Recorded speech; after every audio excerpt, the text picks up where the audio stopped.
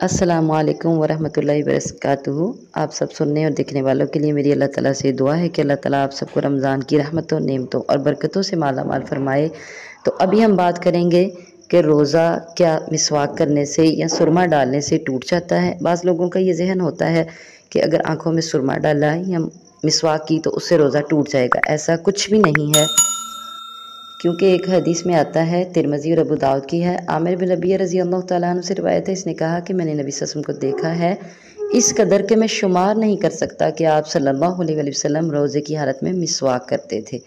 तो लिहाजा रोज़े की हालत में मिसवाक करने से रोज़ा नहीं टूटता।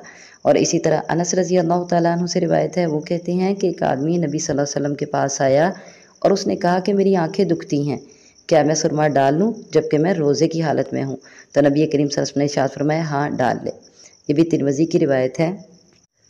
लिहाजा हमें ये पता चला कि मिसवाक करने से और आँखों में सुरमा डालने से रोज़ा नहीं टूटता, और इसके अलावा वैक्स करने से भी रोज़ा नहीं टूटता। अभी एक सिस्टर मुझसे ये मसला पूछ रही थी कि क्या वैक्स करने से अंडर आर्म या फिर ज़ेरे नाफ बाल साफ़ करने से रोज़ा टूट जाता है? तो ऐसा कुछ भी नहीं है। गलाज़त को दूर करने से रोज़ा नहीं टूटेगा, और इन चीज़ों का ताल्लुक़ खाने के साथ नहीं है, बिल्कुल भी नहीं है।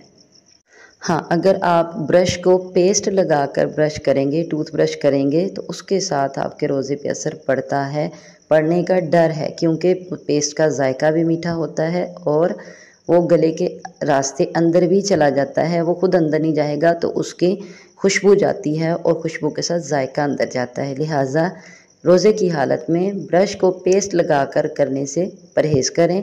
हाँ, सादा ब्रश अगर आप मुंह में मार लेते हैं ताकि मुंह साफ़ हो जाए तो वो एक अलग बात है। ज़्यादा बेहतर ये है कि मिसवाक की जाए, जो कि सुन्नत भी है और मुंह के लिए पाकीज़गी भी है।